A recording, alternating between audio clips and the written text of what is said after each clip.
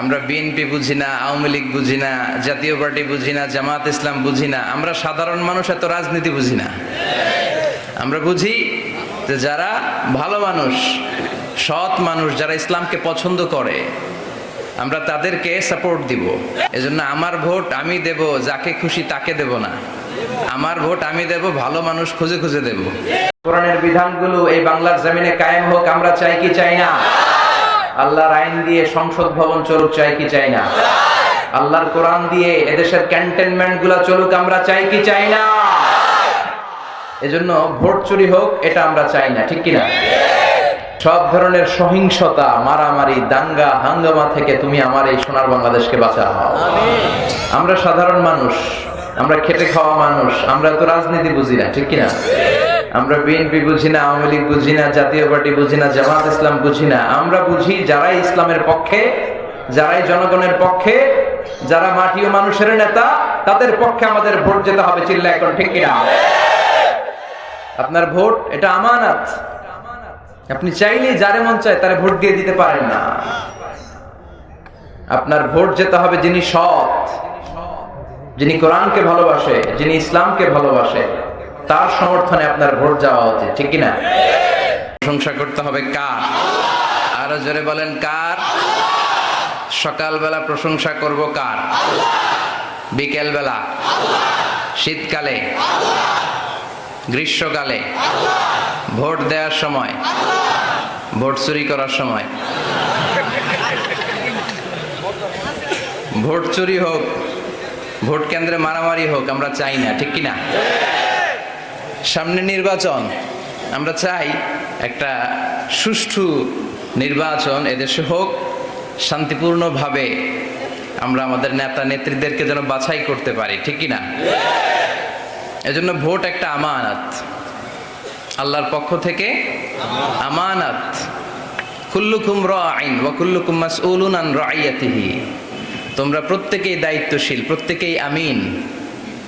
আর তোমাদের এই আমানতগুলোর ব্যাপারে, এই দায়িত্বের ব্যাপারে in the day of judgement আল্লাহর সুপ্রিম কোর্টের কাঠগড়ায় তোমাদেরকে পাই পাই করে জিজ্ঞেস করবে কে?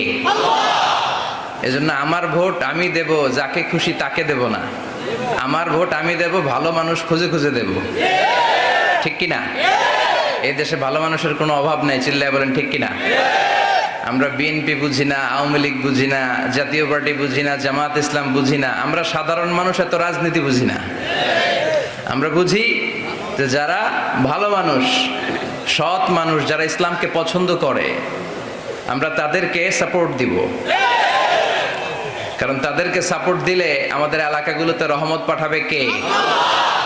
আল্লাহ সহি সমুজ আমাদেরকে দান করুক।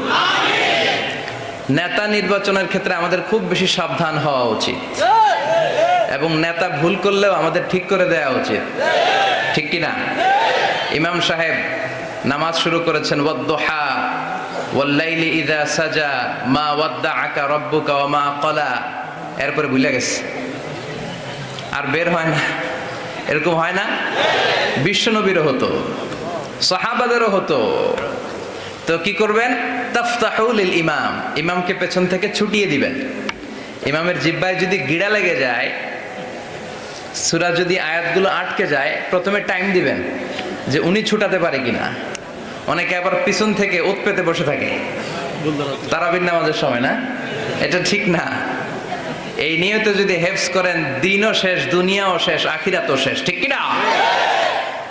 সুযোগ দিতে হবে। You have to give a chance, first chance, second chance. You have to give the opportunity to make the verses clear.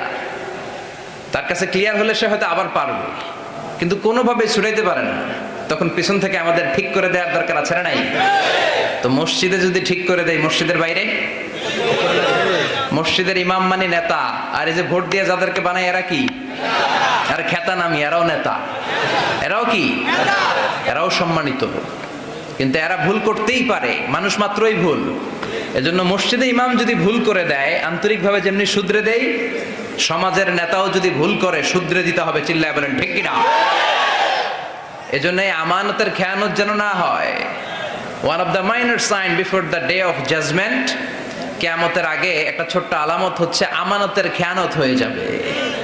যে যেখানে বসার যোগ্য সে সেখানে বসবে না। এরকম সমস্যা সমাজে আছে না নাই?